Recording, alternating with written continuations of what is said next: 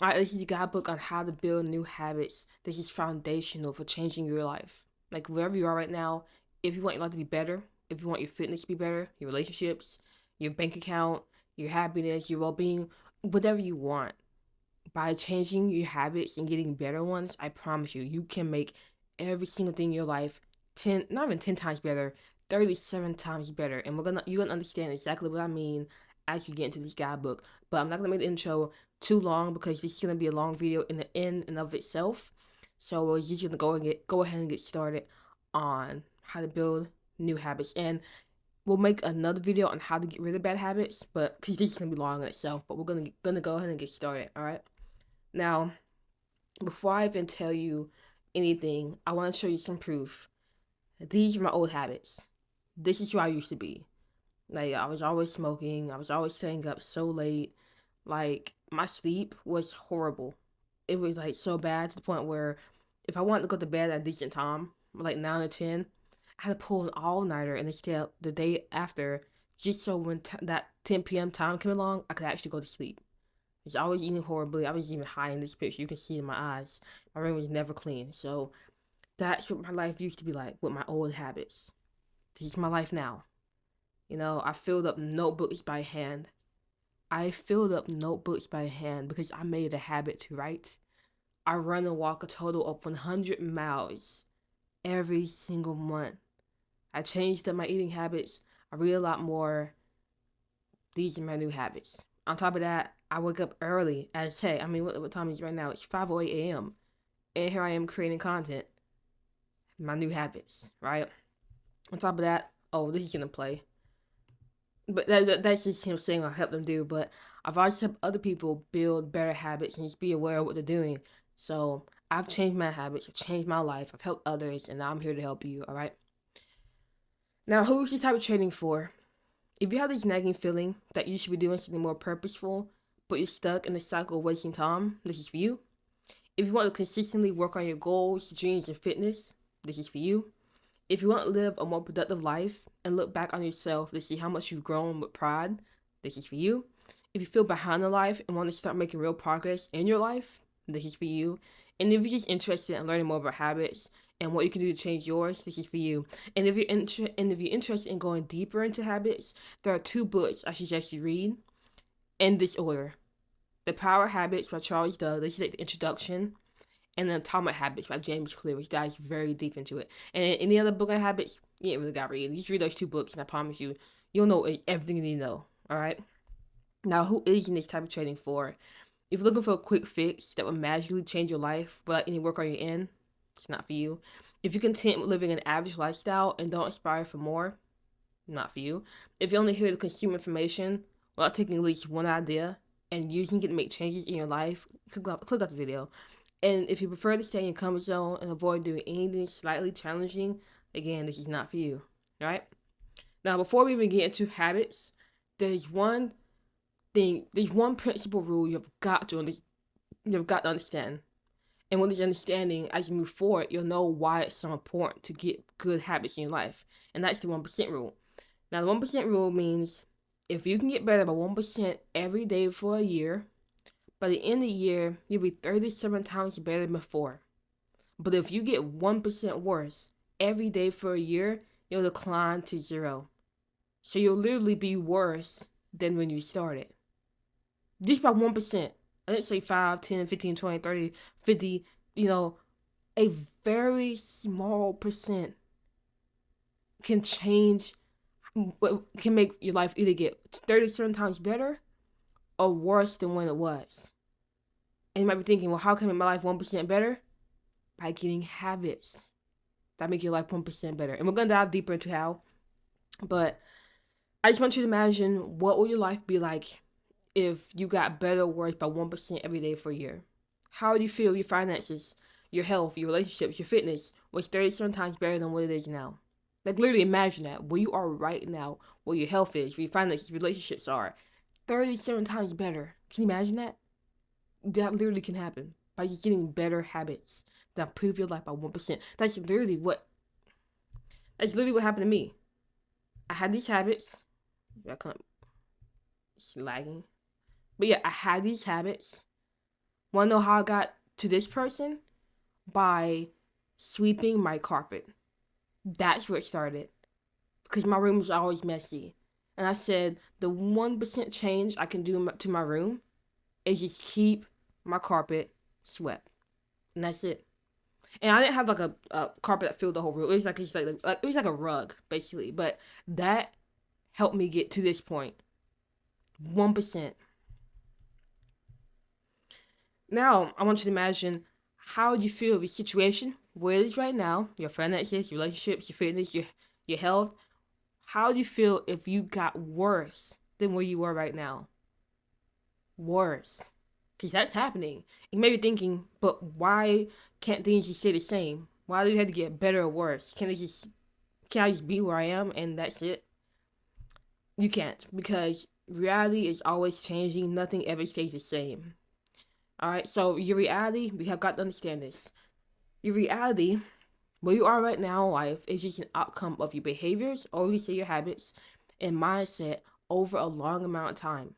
And since time is always passing, your reality must change. Just like you never stayed young forever. Like, you got older. Like, at one point you were 13. You had the reality of a 13-year-old, but what changed that? Time. As time passed, you got older. Your reality changed. So your reality will always change according to time. You cannot stop your reality from changing, but you can affect how your reality changes by influencing your behaviors and your mindset, or your habits. And another video will go over your mindset, right? So, for example, here's how skinny people get fat, right? Think of a skinny person with bad eating behaviors and lazy mindset. So the current reality is they're skinny, but they have bad eating behaviors and lazy mindset, right? 2 days pass, nothing's changed. They're like, oh my god, I'm doing all this stuff, but I'm still skinny, I still got good, I'm still in good shape, I'm good, I can do this, nothing's gonna change, right? Okay, well, then what happens when 2 years pass? Now they're fat. Because they still have the bad eating behaviors and a lazy mindset. And now enough time passed for reality to change according to the behaviors and the mindset. Alright? Now here's how fat people lose their weight. Think of a fat person with good eating behaviors and disciplined mindset, right? So the current reality is they're fat, but they have good eating behaviors and they're going to gym every day. The discipline. Now they do this for 2 days and they're getting discouraged. They're like, oh my gosh, I'm doing this, nothing's happening. I still feel bad. The weight on the scale is not going down. Nothing's happening, right? Now imagine if they just, regardless of how they felt, they just continue with the good eating behaviors and disciplined mindset for 2 years, the weight would be off. They'd be skinnier. They'd be healthy. They'd be feeling better. Why? Because the amount of time needed to change reality finally caught up, finally passed, and the reality changed according to the behaviors and the mindset. So many people think that you can't predict the future, but they're dead wrong, because habits, your behaviors, are the best predictor of where you'll be in the future.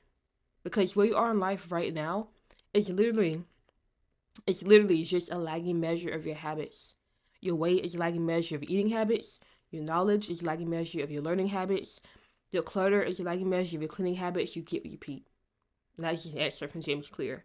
But literally, whatever you are right now, you can make your future 10 times better by just understanding that you are in control of how your reality changes, and then getting the right mindset, the right behaviors or habits to make your reality change how you want it to change. All right. So if you want to take advantage of the 1% rule, change your reality, and make your life 37 times better, habits are the foundation for doing that. Now, before we dive into habits, here's a little background as to how we got here.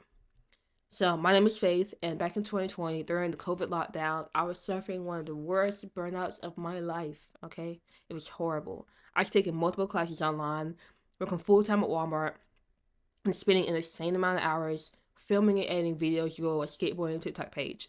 And when I say an insane amount of hours, I'm literally saying when I was not on the clock working at Walmart, I was recording videos for skateboarding. So when I was not on the clock, all my time was for videos and struggling through college. So I barely had any free time to relax. It was work, study, sleep, repeat. I couldn't keep up the constant grind and fell apart from the stress. To cope with the burnout, I fell into bad habits like smoking, binge eating, and spending all my time playing the game, watching TV, or scrolling on my phone. I stayed up late, woke up late, laid around, did nothing. And here's the thing: when I was doing those things, I didn't really think about them as bad habits because I didn't know what habits were. I feel like so many people, they hear the word habit, but they don't understand how influential, how powerful habits are. And back in that time, I just didn't even know I was doing these things out of habit. I just thought I was doing it because that's just what I want to do. No, I was doing it because I wasn't thinking about it. I was just doing it out of habit. And I know I'm kind of getting ahead of myself, but I just want you to really understand how important habits are. They are so important, man. So I wasn't happy with where I was in life, and I knew I wanted something more, but I had no clue what to do. But then one day, as I was scrolling through TikTok late at night, I came across a video talking about 3 books every young person must read, and one of those books was Atomic Habits. I don't know what made me want to get those books because I hadn't read in ages, but I decided to buy them because I didn't have anything to lose anyway. So after a few days, the books came in and I cracked open Atomic Habits. Little did I know my life would completely change after that read. Atomic Habits opened my eyes to a world of self-improvement I didn't know existed. It showed me why my life is downhill and gave me literal blueprints on how to change. I used everything I learned in Atomic Habits. Eventually, my life started getting better. I swapped all my unhealthy, unproductive, and lazy habits for healthier, productive, and disciplined habits. Like waking up early. I already showed you it's 5 a.m. right now. Writing more. I already showed you I filled up notebooks, journals by hand, and this is the schedule. Like I'm more structured about my time, and I just manage my time better. And that was something I had to build into a habit as well. Now my mental health drastically improved. My priorities in life shifted from entertainment to education, and I found a deep source of meaning, lifelong growth. After that, I spent the entire year after COVID focused entirely on my self-development and haven't stopped since. Eventually, other people noticed the change and started coming to me for help, primarily people in their early 20s. I was always happy to give advice and encouragement to whoever needed it, but I started to notice a big pattern from everyone who'd come to me. So the majority of people who came to me for help were, one, they were stuck in the loop of waking up, wasting time, and going to sleep without realizing they were doing those things out of habit. Two, they tried to force themselves to be more productive and disciplined, but never targeted the main source of laziness and procrastination, their habits. And three, they had the desire to be better than where they were right now, but had no clue on where to start, and thus never got started. Once I noticed this pattern, I began writing this very guidebook you're seeing now. I realized if I really wanted to help people thrive and live their best lives, I had to teach them the very foundation for life change, their habits. And now, I decided to share this guidebook with you. And the reason I'm putting this out here is so you can take control of your habits and live the life you know you deserve.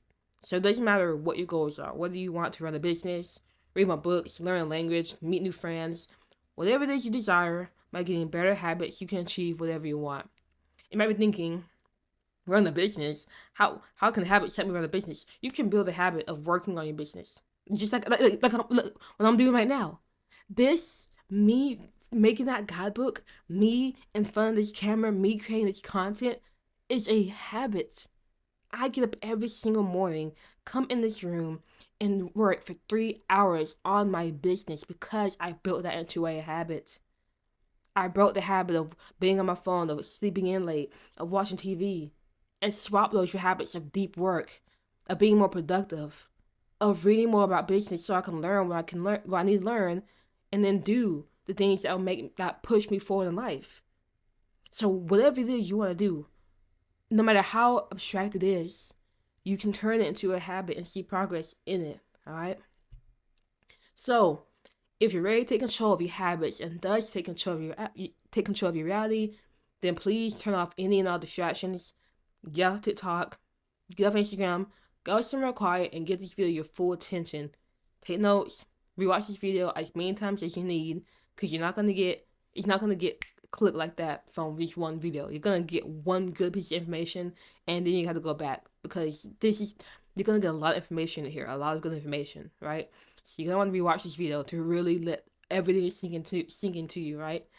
But regardless, get ready to transform your habits. So here's the introduction. You are a creature of habit and routine by nature. For example, tap your screen right now. Just tap it.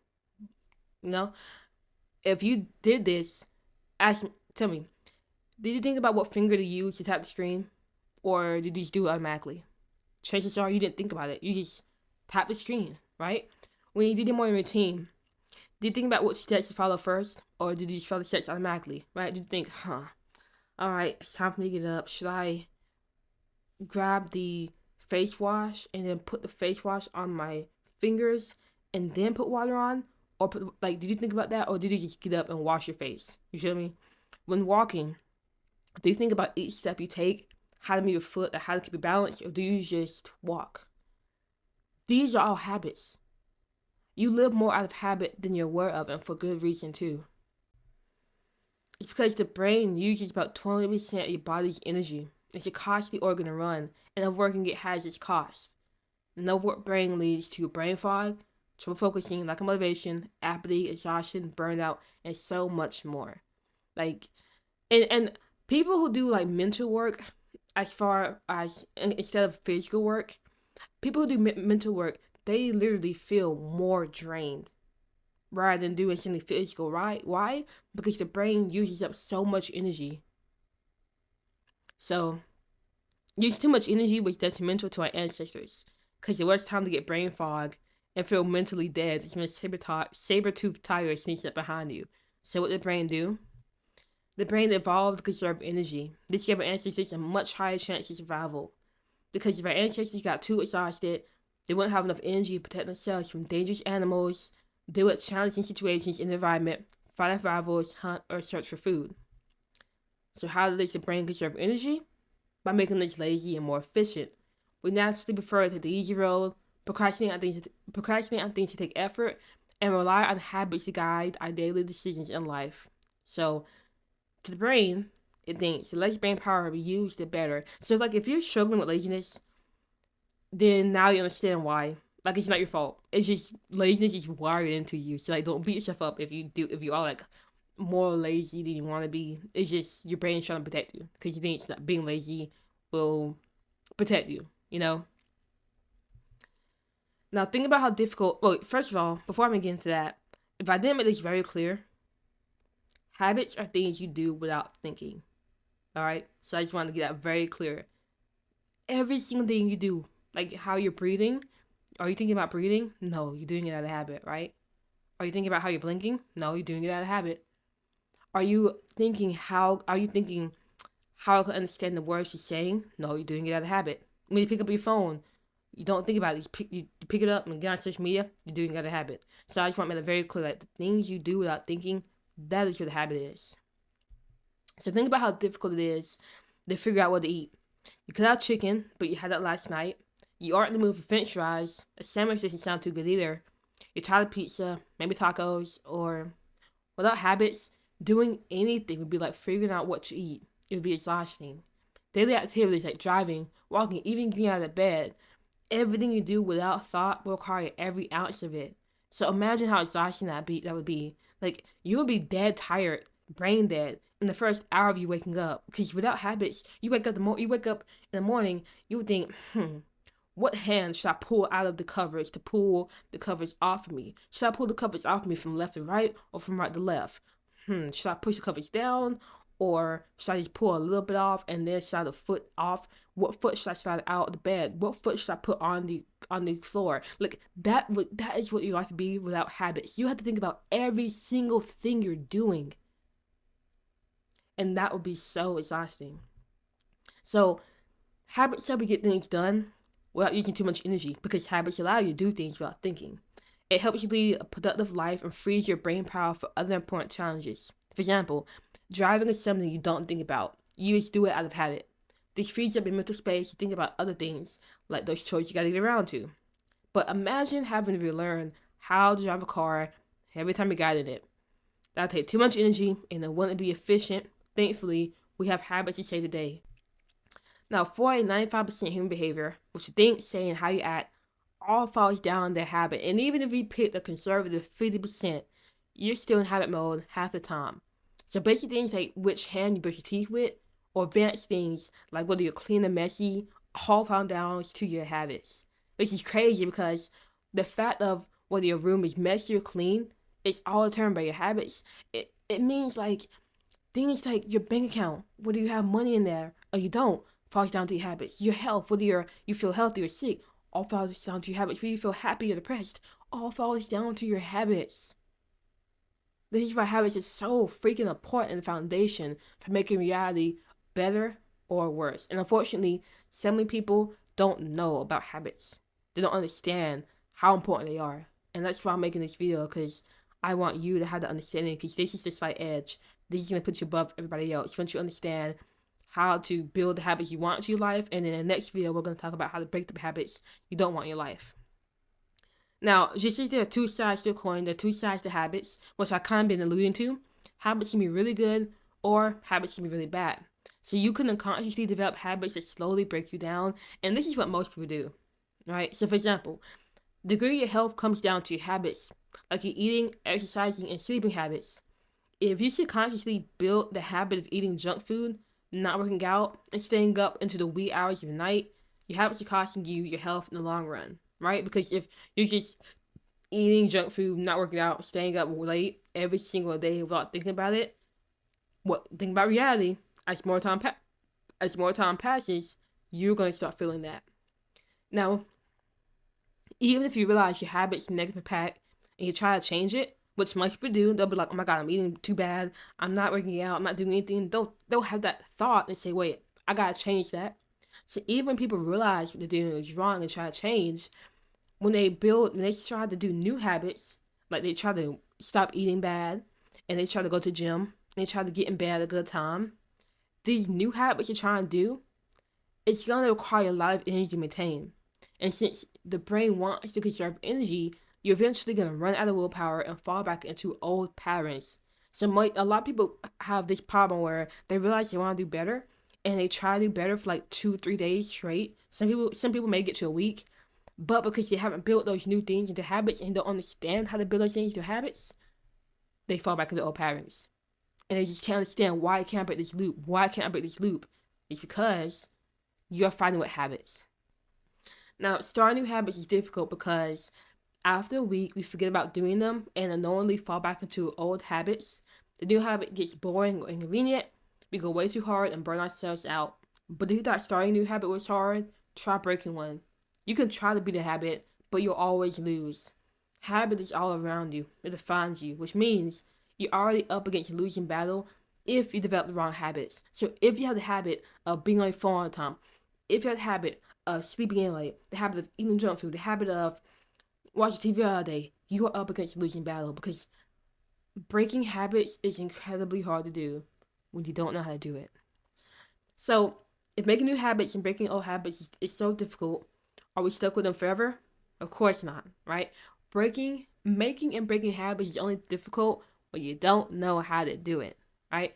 But you can choose better habits, break bad ones, develop the right routine, let them take over, and watch the rest effortlessly fall into place once you know how. And I always have the saying, like we said earlier, you go through your life on autopilot mode like 40-95% of the time. So if you're always going to be doing things out of habit, if you're always going to be on autopilot mode, you might as well pick the success habits to be on autopilot mode on, right? Because as time passes, you might as well be doing the good things out of habit. Since you're going to be doing things out of habit regardless, like you cannot stop habits. You're going to do something out of habit. You might as well pick the good things to do out of habit so that you can see your life get better. That's just how I view it. So let's dive into how. So, what are your habits? Awareness. Before changing your habits, you must grow conscious of everything you do. Because remember, you're on autopilot mode more than half the time. Meaning, you do a lot of things without conscious awareness. Right? So, do you know what shoe you put on first? Do you know which way you look first before you cross the road? Do you know how many times you check your phone? Do you know which hand you commonly use to open the door? You most likely don't, because these are autopilot habits you don't need to think about. So if you don't know about those habits, imagine all the others you aren't aware of. So how can we grow more conscious of your habits? By watching your life from outside this perspective using a habit scorecard. So a habit scorecard, that's a concept developed by author James Clear, and is a straightforward technique for catching your daily habits. So what is a habit scorecard? Just like a scorecard keeps track of a game score, A habit scorecard keeps track of your habits. A habit scorecard forces you to stay aware of what you're doing and offers room for change. The habit scorecard will list all your current habits, bringing total consciousness to your days. So, to make your habit scorecard, take a piece of paper and divide it in half. So just fold it in half. Now, on one side, list the top daily habits, and the other side, list the top positive, negative, or neutral. Now, write down every single thing you do, no matter how small and insignificant it may seem. Just write down. Right? I'll show you an example of what my habit scorecard looks like, because I know that was kind of abstract. So, and this is literally what I did. Like, this is legit. So they're gonna have daily habits on the left side and positive, negative, and neutral. You can do this on your phone. You can do this on a piece of paper. Regardless, just make sure you do this, right? And so, like, look how anal I'm being. Put on lotion deodorant. Like, that's so insignificant, but it's a habit. And so I made sure to write that down. Put clothes on. Text Michaela. Wash face. Call brothers. Sanitize hands. Wash dishes. Eat breakfast. Hang up jacket. Meal prep. Like, I went into deep detail about every single thing I did, and I was recording this for like a week to make sure I wasn't missing out. I want to make sure I did this right. So, make your habit scorecard and write down every single thing you're doing. And I would say, do this for at least 3 days so you can get the most data. But if you want to go for a week like I did, the longer you do this, the better, because you're going to get way more information, right? That's an example. Okay, and so once you have your daily habits, then you're going to just label it positive, negative, neutral, you know? So here's an example of how I use my scorecard. So I want to build a meditation habit, but I feel like I never had the time. Using scorecards, I saw that I automatically spent time vibing to music every morning. Now, considering I listen to music all day, or I used to, I don't anymore, but I used to, I decided swapping out my morning vibe for morning meditation when it hurt. Now, every morning, after I drink my 3 cups of water, I meditate for a minimum of 5 minutes. Now, note how vibing out the music isn't negative or positive. Note how vibing out the music isn't a negative or positive habit. You'll find a lot of your habits are neutral. So try swapping your neutral habits to positive habits. And just going back, I just want to show you one more time. Like, a lot of these habits are just neutral. Some of them are good, but a lot of them are just neutral. And that's okay. Because you just want to be aware of what you're doing at the end of the day. You just want to be aware. So your habit scorecard. Write down everything you do for a week until you form an exhaustive list.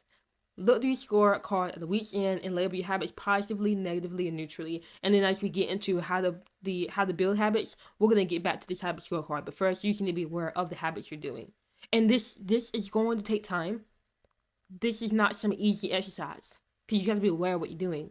But if you truly want to change your life, this is where it starts. Your habits is where it starts. So please do this exercise. You saw I did it. So if I can do it, you can do it too. Now, what if you keep forgetting to fill out the scorecard? It's fine. Copy the template onto your phone notes app to make it easier to remember. Then make a notes widget that'll take you directly to your scorecard and place it on every home screen. Now, whenever you open your phone, you'll always see the scorecard. Now set an hourly reminder. What are you doing? Update your scorecard. Now you'll be reminded every hour to update the scorecard. So in the middle of the habit, you can just click the notes widget and quickly jot down what you're doing. And even if you're not doing a habit, you're going to be checking your phone often, right? And you'll always be seeing that notes widget that will remind you, keep it on your mind that, okay, whenever you're doing a new habit, put it down. When you're doing a habit, put it down, right? So if you keep forgetting it, try it out. Now, how do you know which habits are positive, negative, neutral? It's all subjective, you know? Well, I might consider laying in bed for an hour negative. You might consider it neutral. Someone else could consider it positive, right? There's no right or wrong way to label your habits. There's only your way. So just make sure you get your habits written down and then you label it positive, negative, neutral, and just realize there's no right or wrong way to do this. So I'm going to assume that you paused the video and you spent the week making your habit scorecard and then you came back, right? I'm going to assume that and we're going to move on. So now that you're aware of your current habits, it's time to take control. For the rest of the workbook, we'll cover Jane's clear steps on building and breaking a habit. And like I said in the very beginning, if you want to learn more about habits, really, I would say read The Power Habits by Charles Duhigg first, and then Atomic Habits by James Clear. So just a little side plug if you're really interested in diving into this, which I would say you should do anyway because it's really important like to get a deeper understanding of habits, right? Now, habits follow a four-step loop in proceeding order. There's your cue, there's your craving, there's response, and reward. That is what a habit is. It's 4 steps. So the cue tells your brain there's a problem to solve for potential reward. 2, the craving is the motivation. It's the feel like I want to do this to solve the problem. And 3 to 4, the response is when you perform your habit and to get a reward, right? So cue, craving, response, reward. That is what a habit is. So ultimately, you do habits for the reward. That's the main thing that triggers you to do anything for the reward. So if the reward is nice, the brain repeats the habit to get that pleasurable feeling again. So if you have a reward, that means habit is formed. If the reward is bad, the brain learns to avoid that habit. So bad reward equals no habit formed. So without the premise of reward, habits won't be a thing because they never stick.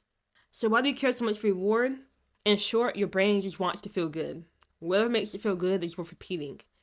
And feeling good, from an evolutionary standpoint, is a sign that you're doing something right for your survival. So on a deeper level, the brain craves rewards because it signals you're meeting your survival needs. However, feeling good doesn't necessarily mean you're doing something right for your survival. Your brain doesn't care if the habit is healthy or unhealthy. Your brain just wants the reward. That's why embodying bad habits like overeating, binging shows, sleeping in is so easy because they all provide huge amounts of dopamine that the brain craves, and that dopamine tells the brain whatever you're doing is helping you survive. This is also why embodying good habits like exercising, reading, and waking up, when intended, is hard because the brain is seeing the activities as pleasurable. There's no dopamine going off in your head when you first start working out. When you're reading, you basically feel bored. You don't get any pleasure. And so your brain is like, okay, this is not it. You're dying doing this, so we're not going to do it anymore. I know I'm being dramatic, but basically that's what happens. Fortunately, there are laws in place to get around this dilemma and help build better habits. And here are the laws. So, law 1 is the cue, make it obvious. Law 2 is craving, make it attractive. Law 3, response, make it easy. And law 4, reward, make it satisfying. So in the following sessions, we're going to cover each law, and we're going to cover practical ways to use these laws to your advantage to build better habits. So let's dive in. But first, what habits do you want to build, right? Do you want to exercise, journal, floss, call your parents more, read, stretch, clean more often, go for daily walks, create content? Take the time right now to write out new habits you want to build into your life. So now, as you go through the steps to have information, you can literally apply in real time what you're about to learn to list your habits. So at the end of this video, you'll have a complete game plan for how to create better habits that you can start doing right now into your life. Oh wow, alright. I've been getting ahead of myself. So, but in this video, you have the complete game map turning whatever you want on your list of habits you'll actually sustain. And for extra help, at the end of the video, I'll write an example of creating a new habit through the tools you're about to learn right now. I'm repeating myself, but basically. So, getting into the first law, law 1, cue, make it obvious.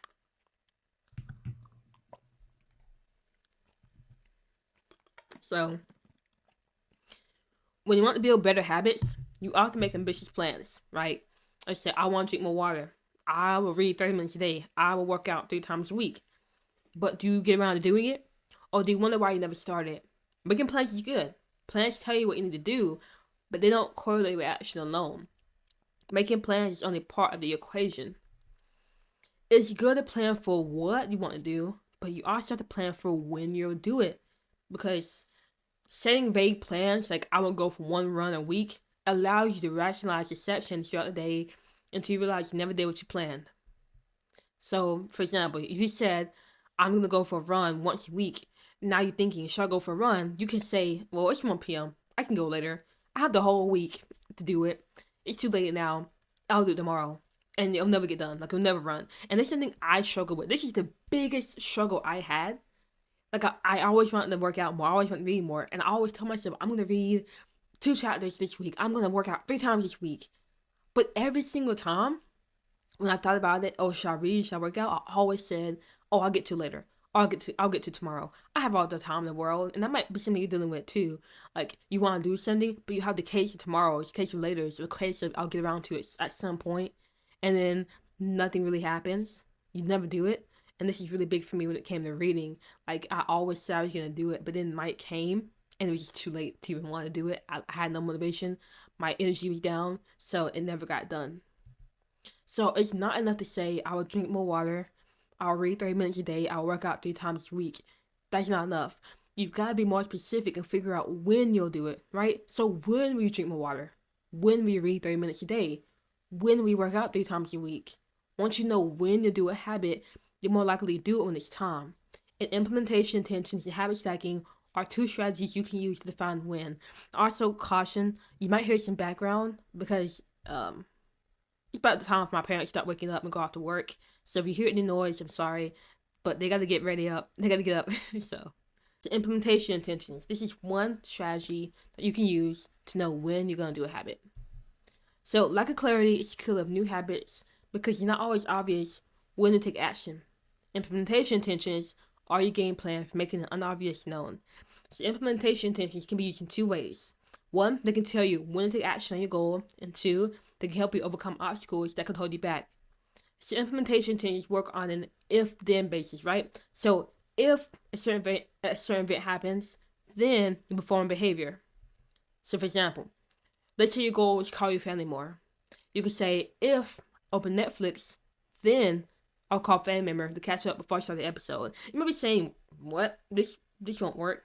I'm telling you, this small sentence, just writing this small sentence, this has been scientifically proven. Scientists have done research on this one statement, and it's shown that by just writing that simple thing out, you are so much more likely to do the habit. Because if you say, if I open Netflix, then I'll call a family member, when you open Netflix, you simply do it out of habit, you'll have that thought, wait a second, I should call my family, and you'll call them just from that simple sentence. And I know I'm like, why am I being so OD about this? Why am I going so deep into this? It's because this stuff works. And I don't want you to look at this and say, oh, this isn't going to work for me, and you don't want to try it. Like I said at the beginning, if you only hear the consumer information and not try anything, click out the video right now. Because you're wasting your time. But I promise you, if you try these tools out, no matter how simplistic they may seem, because they seem so simple, but it's the simple things that make such a huge impact. Like they say the saying, eat an apple a day, keep it out their way. It's simple. So easy, but it works. And this works too. Alright, so maybe you have the goal to go walking. You could say, if I was just finished breakfast, then I'll walk around the corner. Let's say you want to stop sleeping late. If I hit snooze button, then I'll touch my phone across the room. Maybe I want to spend less on fast food. If I go for fast food, then I'm going to redirect to the grocery store. So let's say you want to make reading 10 pages a day into a habit. Read 10 pages daily. Sorry. Obviously, I can't spell, but let's continue on. So how can you use implementation intentions to take action and avoid obstacles? Like, think about that. How can you use the if-then statement to make reading 10 pages to a habit? And how can you use the if-then statement for getting more obstacles? Again, this is no right or wrong answer. It's just so that you can get practice doing this stuff. So here's my answer. So if I come back in from a walk, then I'll read 10 pages. That's for taking action. If you're getting my obstacles, well, first you gotta know what's the obstacle you're dealing with. So I said my obstacle is getting stuck on social media. So if I open social media, then I'll toss my phone away and open a book instead. Alright? Now habit stacking. This is the second strategy for making it obvious on when to do a habit. So habit stacking works by placing a new habit after current habit. Right? And habit stacking works off the domino effect, which states your next actions are based on what you just did. For example, going into the living room leads you to sit on the couch. Sitting on the couch leads you to grab the remote. Grabbing the remote leads you to turn on TV. Turning on the TV leads you to binge watching. So the act of entering the living room led to binge watching. So habits stack on each other until they become a routine. Like your morning routine is a combination of habit stack. Making your bed, washing your face, brushing your teeth. So with this knowledge, we can stack new habits with your daily habits to form a better routine. So habit stacking formula is, after I, current habit, I will new habit. So, for example, after I get off work, this is something you already do, I will go to the gym. New habit. Now, this is where your habit scorecard comes into play. So, go back to your habit scorecard and see where you can fit your new habit after a current one. So, here's a personal example I used of habit stacking to get into reading. So, since drinking water is already a habit, I use the habit stacking formula to place reading after it. So, after drinking habit, sorry, I'm saying habit so much, it's just coming out. After drinking water, the current habit, I will sit down and read 10 pages. New habit. So after a while, reading after drinking water became second nature to me. So much like washing your face is cue for brushing your teeth, drinking water became my cue for reading. And that is so powerful because once you can link something you already do to something you want to do, and when you do that thing you already do, and your mind just immediately goes to the new habit, it'll be so much more likely you'll actually do those new habits. So implementation intentions, habit stacking help create obvious cues and plans of action for your new habits. But knowing when to do a habit isn't enough. Now we need craving. So law 2, craving, make it attractive. Craving is the driving motivator behind action. When you crave food, you get something to eat. When you crave something fresh, you take a shower. When you crave entertainment, you get on your phone. Every habit you do comes from craving. So can you identify some cravings behind your habits? Personal example, I had the bad habit of eating family packs of Oreos. I realized the craving came whenever I was stressed.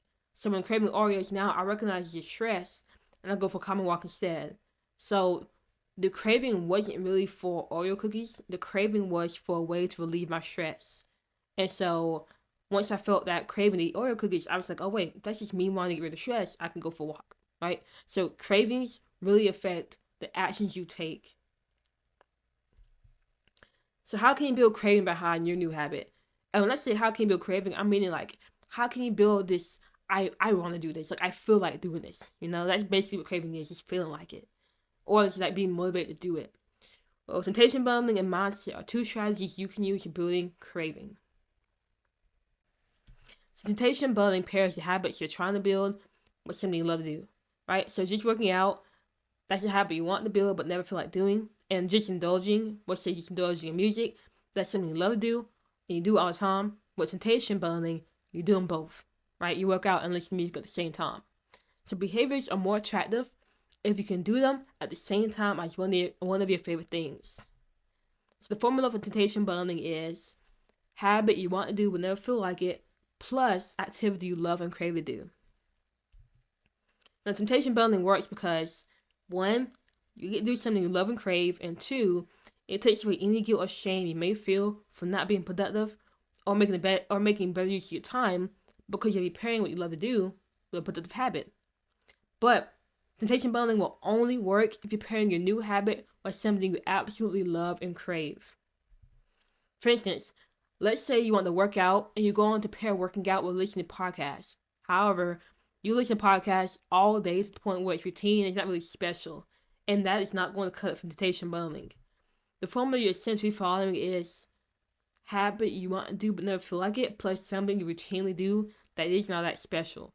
And that's how you're gonna try to build habits. You're not gonna build it. Like, no action's gonna take. You're not gonna take any action. If you want temptation bundling to really work for you, you need to dig deep and figure out the things you actually love and crave. And the best way to do that is by 1, getting very specific about the things you love, and 2, not allowing the thing you love and crave to become routine. Because the minute it becomes routine, it's not special anymore. So why would you be motivated to go do it? Not special. So let's go out to a podcast example. Listening to podcasts is pretty routine, so pairing that with exercising won't work. But we can fix that problem by 1, getting very specific and finding a podcaster you absolutely love to listen to. So make sure this is your favorite person. You should look forward to their episodes dropping, and they should easily stay on the forefront of your mind. Now, 2, only let yourself listen to your favorite podcaster when you're doing a new habit, exercising. I'm sorry for the typos, man. This is crazy. So by doing this, and what I mean by saying doing this, by first being very specific about what you love. So finding a podcaster that's your favorite, and 2, only listen to your favorite podcast when you're doing a habit. By doing this, you're going to crave the gym and actually go. Since the only way you can indulge in your favorite podcaster, the podcast who's always in your mind, who you just cannot wait to listen to new episodes, the only way you can listen to that is by hitting the gym.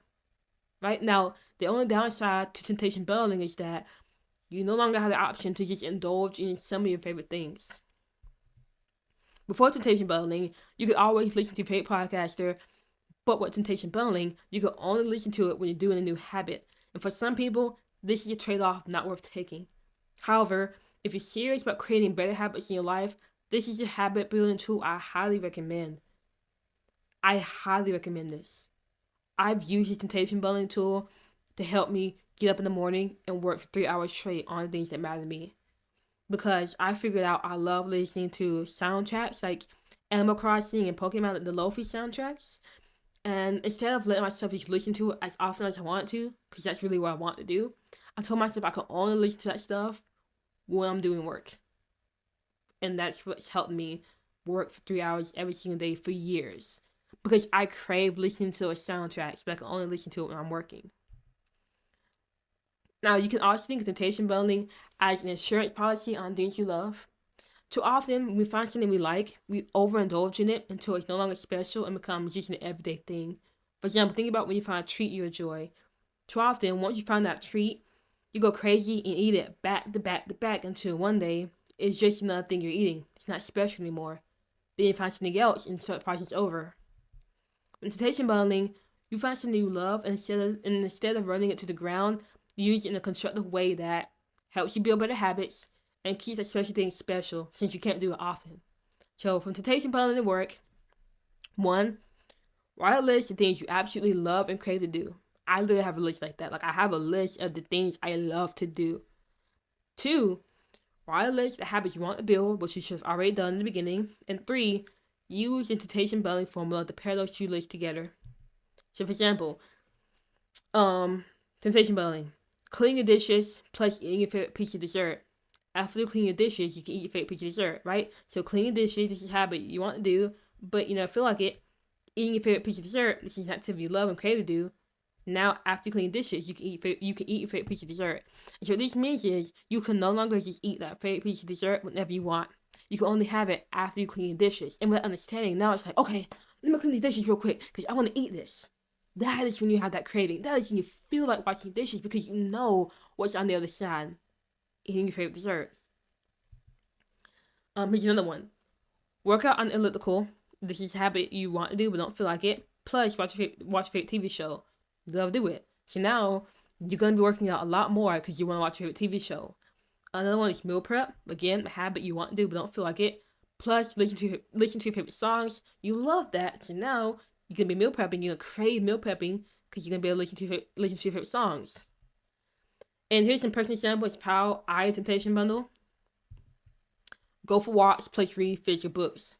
So, going for a walk was something I want to build a habit into, but I was so lazy. Like, at one point, I didn't even leave the house. Like, I was that lazy. But I love to read physical books. Like, the books you get, like, I love the paper books. You can smell it. You can feel the pages. Like, that's an experience to me. I love it. And so I told myself, whenever I go for a walk, I can read physical books. And so I wasn't even walking to walk. I was walking because I wanted to read a physical book. And that's just allowed me to walk 100+ miles every single month. Walk and run, because if I'm running, I can listen to audiobooks. So you think I'm just running out there, I'm walking out there 100 miles just to do it? And no, I'm doing it because I want to read. Like, literally. I said this earlier, do deep work plus listen to my favorite soundtracks. While I'm working, I can vibe out the Pokemon or Animal Crossing Lo-Fi. And by having that, by allowing myself to listen to my favorite soundtracks only when I'm doing deep work, I've been able to fill up notebooks by hand, as you've seen in the introduction, and even build this habits guidebook. Because when I was writing the script for this, I was literally listening to Lo-Fi. And stretch plus watch YouTube video. So whenever I stretch, I can watch a YouTube video. And so that's why I've been able to stretch for 10 minutes, 15 minutes every single day. Because I don't get on YouTube. So, and I like YouTube. So stretch plus YouTube, temptation building. So now it's your turn. Write out your list, the habits you want to build, and things you love to do. And use temptation building formula to pair them together. And remember, you can only do those things on the love to do list when you're doing a habit. Otherwise, this tool will not work.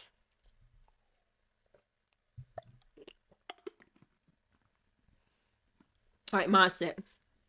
The craving strategy. Now, as simple as it may seem, you can build craving just by thinking differently. And there's two ways to do this. One, think about the habit in a positive and empowering light. Or two, get around people that value the habit you're trying to build. So one, think about the habit in a positive and empowering light. So for instance, instead of viewing working out as something horrible and draining, you can view it as a way to test and increase the limitations of your human body. Instead of saying, I have to run this morning, say, I get to see how far my body can go. Instead of viewing studying as some mind-numbing chore you don't want to do, you can imagine how good you feel stepping into class prepared because you studied. You can even imagine the good grade you'll get, how much discipline you're building by sitting and focusing on the work. So by shifting from a this sucks to a this is an opportunity for growth mentality, you'll be more likely to crave doing a new habit rather than push it off, right? And while this seems way too simple to work, like every single thing I said in this habit guidebook, it seems so simple. While this technique seems simple, I need you to understand that every single battle you win or lose starts in the mind. Meaning, if you can control how you see an event, the event itself will change. While someone may see a glass half empty, someone else may see the glass half full. The event is still the same. It's still a glass with water, but the perception of that glass is completely different dependent on the person's mindset. So you can view these new habits as something that's incredibly tough and soul-sucking, and it will be. Or you can view these new habits as a way to test your resolve and grow as a person, and it will be. So now imagine how different you would act depending on how you viewed your habits. If you view them as incredibly tough, they'll be incredibly tough. But if you view them as a way to grow and develop, they'll be a way to grow and develop. So look at new habits in a positive, empowering light, and you know the difference in your willingness to get up and do them. And this is something I literally just did this morning. Like, I have attempted to make this guidebook 3 times. I have spent 3 hours recording this video, and I've trashed all of them. And so this morning I woke up, I'm laying in bed, I'm like, I don't want to do this. I don't want to do this. But I changed how I was thinking. I said, you know what? Imagine how good you'll feel when you finish this. And now I'm up recording this video. By just changing my mindset. It's so powerful to do. Now, if you're like, okay, it's kind of hard to change my mindset. Okay, well then you can move on to number 2. Get around people that value the habit you're trying to build. So we are social creatures, crave fitting in, and are heavily influenced by 3 groups of people. 1, those you're close to. 2, big groups. And 3, the powerful. So this means for you.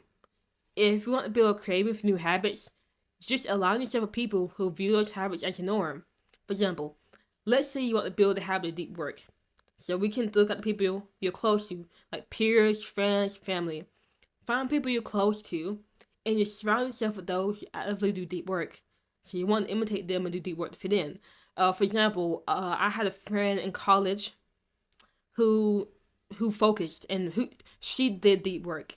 And so whenever I was doing work, I made sure to do work with her because she valued doing deep work. So when we're working together, I wasn't goofing off or wasting my time. I was focused on the work because I had her by my side. And because she valued deep work, it made me want to imitate her to fit in. But if I had gone to my friends who just didn't care about doing deep work and was just like goofing off, I'll goof off too. Because when you're around people you're close to, you tend to do what they do to fit in, right? Like, if you're friends with smokers, stoners, you're gonna smoke. If you're friends with people who like skateboard, you're gonna skateboard. If you're friends with people who want to work out and go to the gym all the time, you're gonna be a gym rat. Or if you have no friends, because some people just don't have friends, you don't have people who value those things, the next thing you can do is join a group of people who do deep work together. Like one of those live work with me YouTube sessions. Now, since everyone else is doing it, you'll do deep work too to fit in. I don't know what these typos are. I don't know why I'm doing this so much, but regardless, if you can find a group of people who do deep work and join in with them, if you're the one person in that big group not focused on your work, you're gonna feel bad. So you're gonna do what they're doing to fit in. So maybe you can find clubs. Maybe you can go to the library. People are doing work. Just find a group of people who are doing work and just sit with them. And you can also go on those live work community YouTube sessions. People do that. Like, people literally would do that, and they'll have like a live chat going on, and you can just join them. You can actually join Discord. There's some people who like have productivity groups on Discord. But if that's too much, then 3, you can find someone you look up to who prioritizes deep work and make it a habit to listen to the philosophy. So their way of thinking will rub off on you until you value deep work as much as they do. And literally, that's what happened to me. Like, I did not value deep work until I found this guy, Cal Newport. I found this book called Deep Work. I read it, I devoured it over and over and over again. It was great. And then I started listening to his podcast and listening to how he spoke and how he thought. And when you're constantly putting this information to your mind of what other people think, you would start thinking like them. And so by finding this guy who I looked up to and just listening to him, I started valuing deep work more, to the point where I didn't need a big group. I didn't need somebody coaching me to do deep work. I had the mindset to do deep work by finding this person who I looked up to and just listening to them, right? So if 1, you can't find somebody you're close to who values deep work, or you have no friends. If 2, it's hard to find a big group of people who do deep work, you can always reliably find somebody you look up to online or find a book and just read that stuff, absorb the information, and that will rub off on you. So when you can get around people who value the habits you're trying to build by influencing at least one of those 3 groups, it'll make it that much easier to crave and do those habits. After all, everyone else is doing it, and you don't want to be the person standing out. So temptation building and mindset are 2 strategies for building craving. But just because we have a craving doesn't mean we do the habit unless it's easy. So law 3 response, make it easy. So remember how the brain likes to increase its laziness? Remember how the brain likes to increase its efficiency? New behaviors require a lot of energy, which is counterintuitive to the brain's goal of energy conservation. Meaning, your brain will reject new habits to save energy. When we set goals, we usually set the bar high. Let's say we're going to do 100 push-ups a day, read 3 chapters before bedtime, wake up at 5 a.m. for a master day, master the morning routine. And what usually happens? Nothing new. Setting too ambitious goals is the surest way to fail because they require too much energy. Sure, you can commit for a week or 2, but eventually your motivation will run out. And without motivation, the willpower to keep waking up early, do 100 push-ups, and read 3 chapters daily will quickly run out and you'll quit. Right? And it's something I dealt with. Like, I always told myself, I'm going to do 100 push-ups to get stronger. I would do it for like 3 days. And then the motivation is gone. And without that motivation, I wasn't doing it anymore. So the trick then is to make new habits, so easy and effortless that it's hard to quit. Making new habits so easy, they're hard to quit. So how can you make new habits hard to quit? By using the 2-minute rule and reducing friction. So 2-minute rule, easy strategy. The 2-minute rule states that any new habit should take less than 2 minutes to do. So want to make writing a new habit? Start by writing 1 sentence a day. Want to make flossing a habit? Floss 1 tooth a day. Want to make meditation a habit? Meditate for 30 seconds a day. Take any habit you want to do and reduce it to the bare minimum. And you might be looking at that and saying, what? How can this work? All the examples I listed is exactly what I did to help myself write more, which in turn helped me fill up notebooks by hand.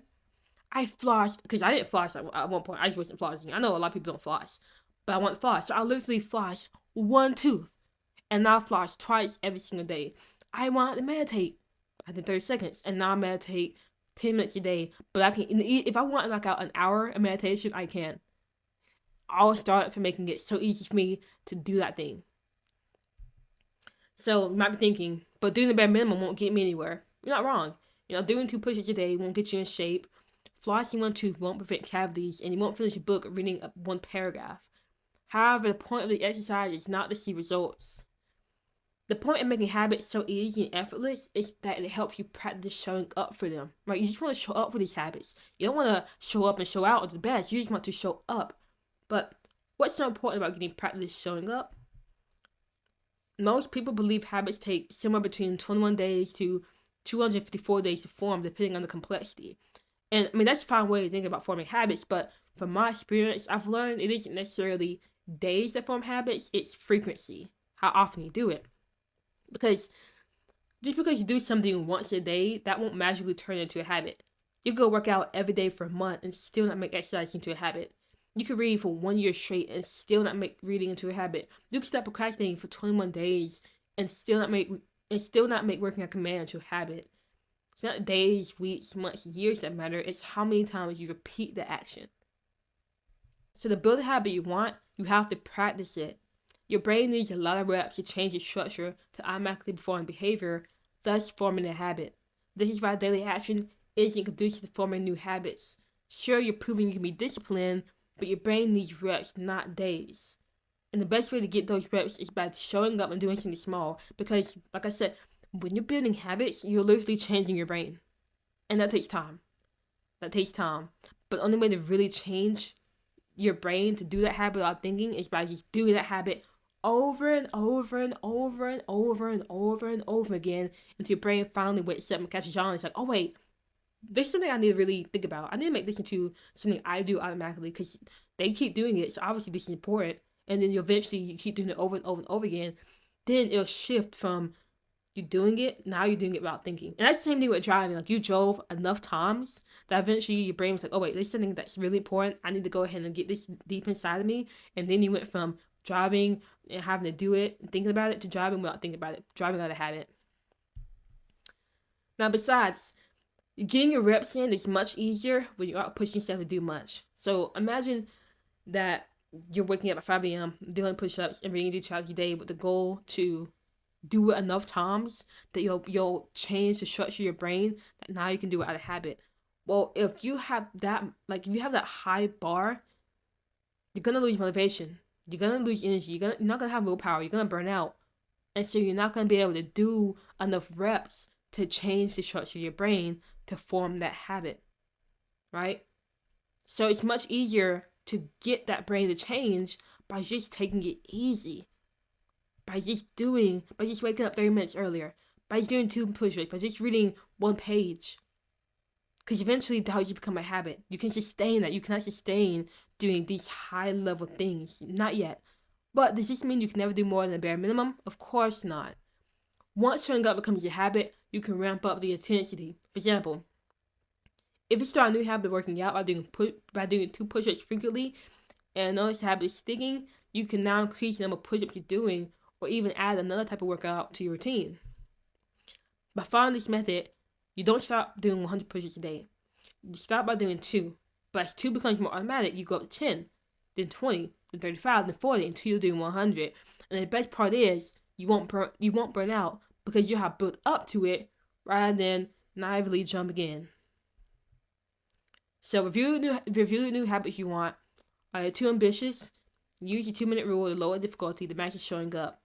And once showing up becomes easier, gradually increase your habit intensity to reach your desired goal. So for example, you might set an ambitious goal to read 1 chapter a day.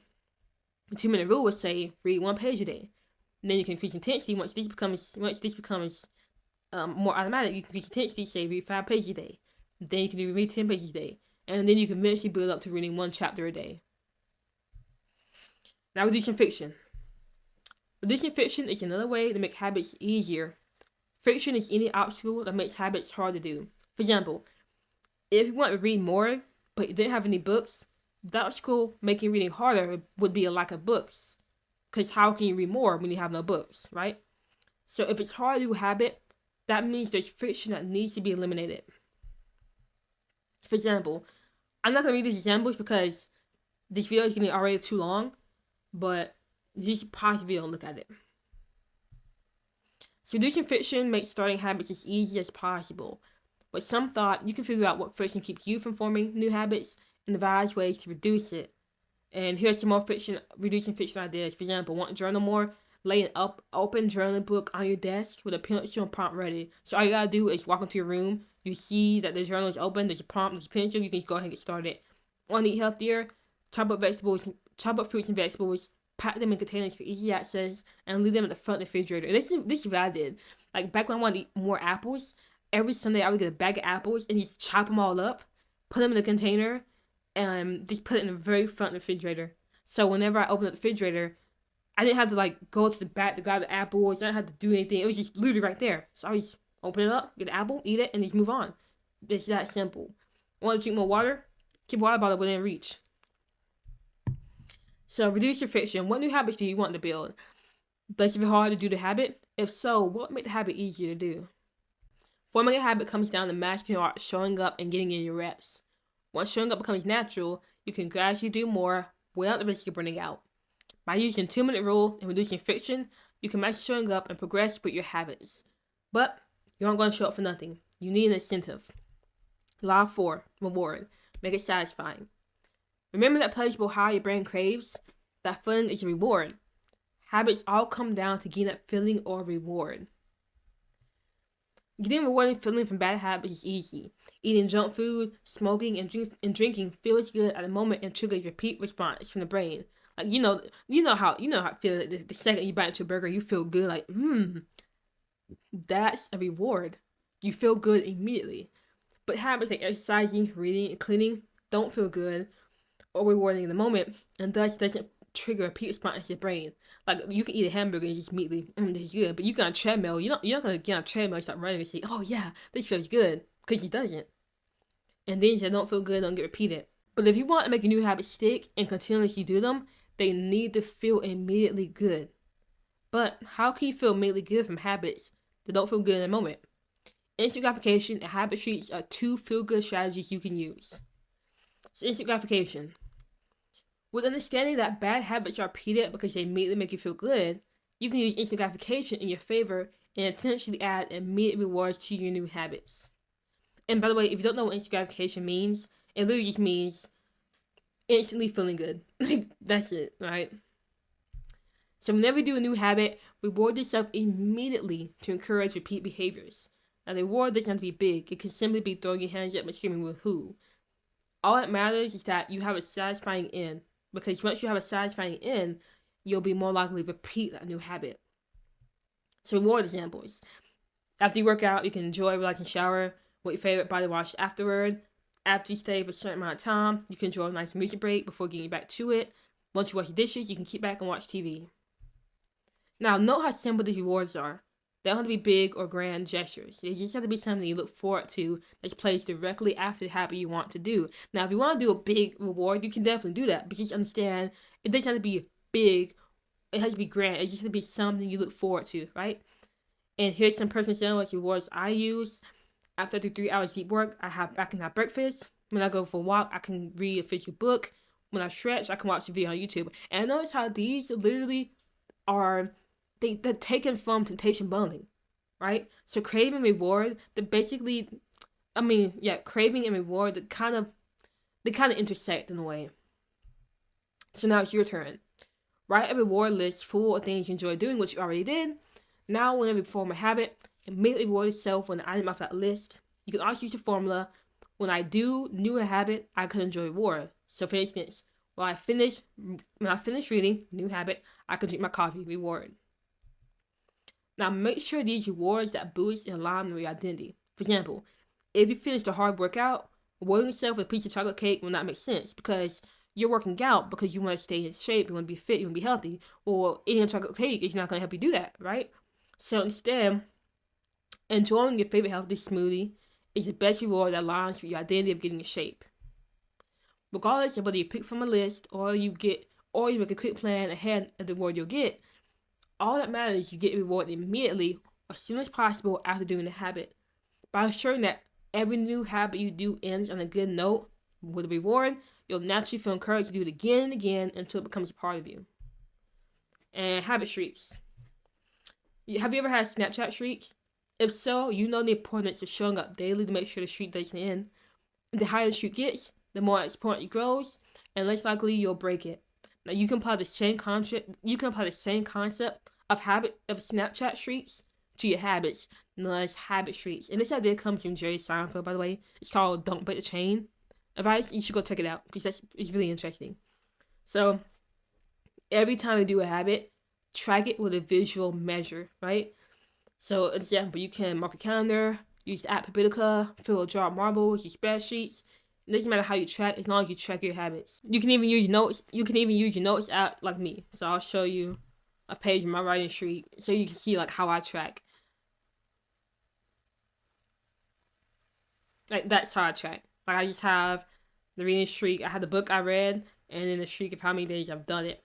And I'll have more streaks, more trackers pop up on the screen, so you can get even more of a better idea of how you can track. Now, if you miss one day, the streak will end. But don't feel discouraged if you miss a day. It's a good sign for your streak to end. When your streak ends, your challenge for starting over or giving up. Your decision to start over builds the habit. Your decision to stop kills it. You're good. You're in good standing as long as you don't miss 2 days in a row. And I got a story about this. When I was getting into meditation, a little bit quick story because I want to go ahead and get this video done. It's getting very long, but I had this one story where like I wanted to get into meditation. Meditating was the hardest habit I've ever built, and I'm gonna show you my habit streak. Where like there are days where I was not doing it, but that was okay because it challenged me to start again and start again and start again, which helped me build a habit. Because when you have to think about something, should I do this, and you don't want to, but you do it anyway, that is progress. So it's okay if you keep missing a day when you're tracking yourself. That's fine. As long as you say, okay, I missed this day, that's okay. I'm going to start the streak again. Eventually, that streak is not going to end. So why do tracking habits matter? Well, the first reason is because you love to see progress. You can see this in anyone who's gone to the gym once. As soon as they're home, they check for abs. In other words, you're checking for progress. The most discouraging thing that stops most people from maintaining their new habits is the lack of visible progress. Now, progress usually happens slowly. You won't see any difference in your knowledge from reading a book, your arms from lifting weights, or your relationship from expressing gratitude in a week, let alone in a month. But that doesn't mean progress isn't happening. It is. You just can't see it yet. And that's what makes tracking your habits so powerful. It makes your progress visible from day one as you'll see. It makes your progress visible from day one as you'll see your streak increasing, marbles filling up the jar, exercise across the calendar, or whatever metric you use to track yourself. So just imagine how motivating it'll be to see these metrics increase over time. Now you won't lose motivation from lack of progress because you'll actually see it every step of the way because you'll be tracking yourself. I have another story about this. I have a neighbor who wanted to get to working out more, but he just struggled to be consistent. And so literally, I got a big calendar. I'll show you. But yeah, I gave him a big calendar like this. And I told him, every single time you work out, you put a big X through one of the days. And he literally worked out for the entire month because he saw progress. He didn't see it from working out on his body, but he saw it on the calendar. And because we love progress, we love to see immediate progress, just seeing that X build up on the calendar was enough to motivate him to consistently work out. And I don't know if he still works out now because we haven't talked to him, but for that month, he did. I'm going to put this up real quick. All right. Now, reason 2, tracking shows whether you're doing a habit or not. It's easy to say you'll do the habit, but if you don't have proof you've done it, it's safe to say you haven't. So if you see that your streak isn't increasing, your jar isn't filling with marbles, or your calendar isn't marked with X's, that's a sign you aren't doing a habit and can prompt you to change. So when that happens, you can take the time to figure out why you aren't doing the habit and make necessary changes until you see progress in your tracking, right? Now, bad habits you don't need to track to see if you're doing it because you're just going to do bad habits whenever, right? But good habits, the new habits you want to build, it is so important you track them because if you don't track, you're not doing it.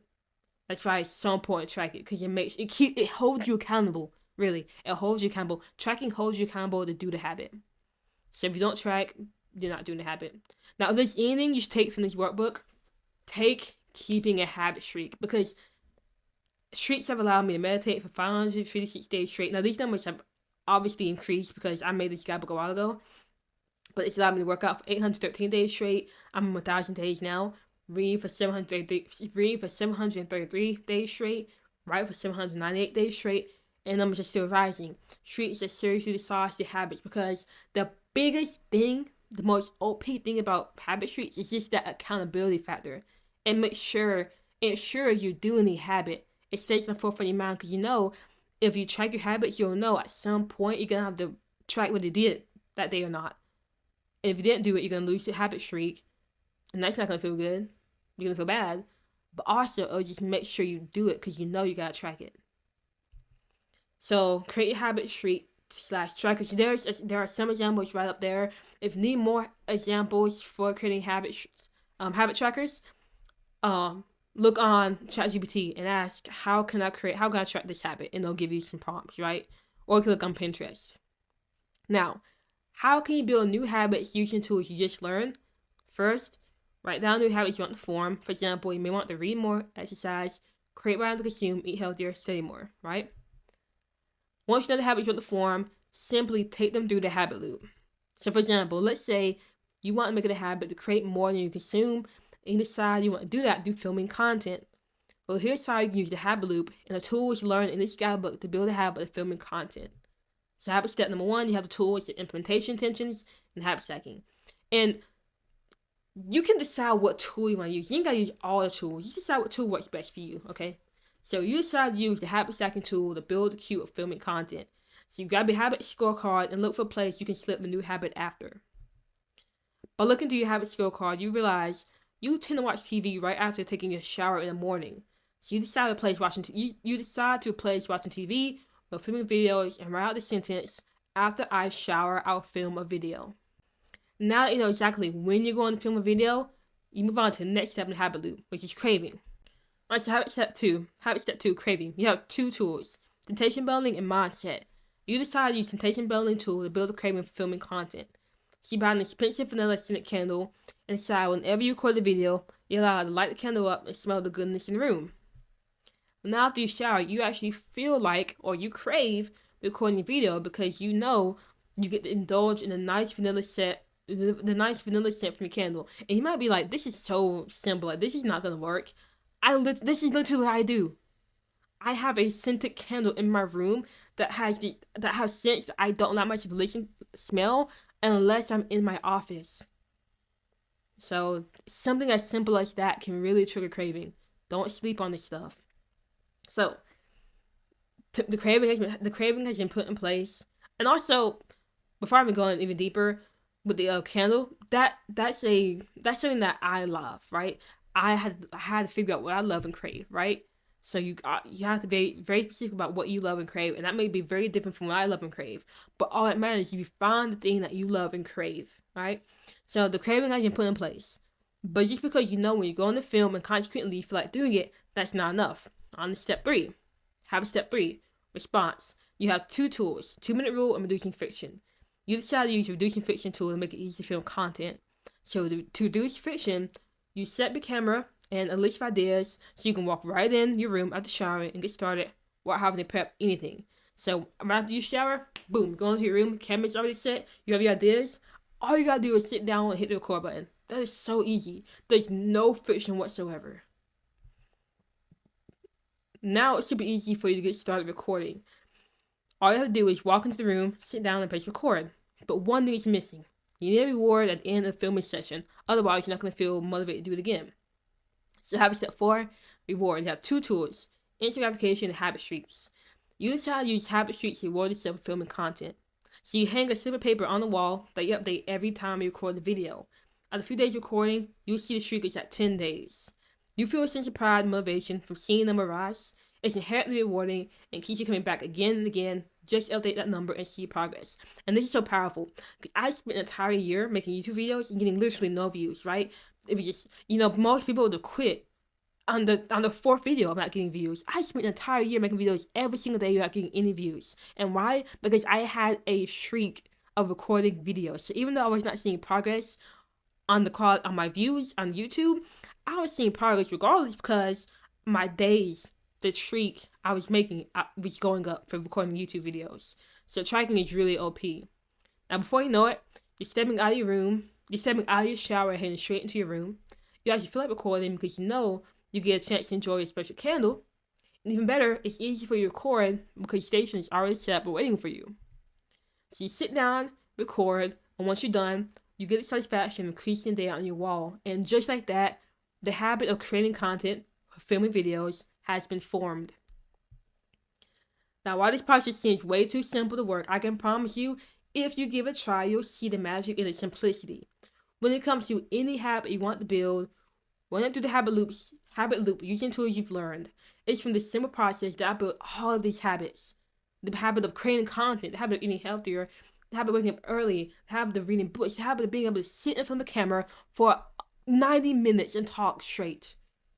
Just from this simple process. So for example, I built the habit of waking up early by habit step 1, implementation intention. When I wake up in the morning, then I count to 3 and get out of bed. Habit step 2, temptation bundling. Once I'm up, I'll try and Pokemon Lofi while I'm preparing for the day. Habit step 3, reducing friction. I'll lay all my clothes out and have a morning plan, so I won't have to think about anything. I can just get up and go. Because if I gotta think about anything, that's gonna be hard. I'm not gonna get up in the morning. And habit step 4, habit streak. I'll use the streak for my alarm clock as a reward to keep waking up on time. Now, there's one last thing you should understand. These tools and tactics are meant to help you create habits, but at some point you won't need them anymore. As you use these tools, your identity will start to change and your habits start to solidify. So, for instance, you may use these tools to build a habit of running, but over time you'll naturally start thinking about running without needing cues. You'll start to crave running on its own because of how much you feel, and the better you get running, the easier it'll become to run. Lastly, running will eventually become a reward in itself again because of how much you feel. Not only that, but as you keep running, your identity will shift into that of a runner.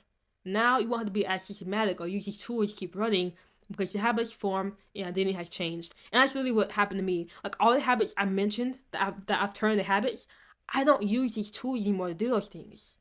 Because I've done it for so long, the habit has formed and my identity has changed. I'm no longer the person who I'm no longer the person who sleeps in late. I'm no longer the person who just lays around and does nothing. That's not me anymore. My identity has changed. I'm the person who, when I wake up in the morning, I want to do the work.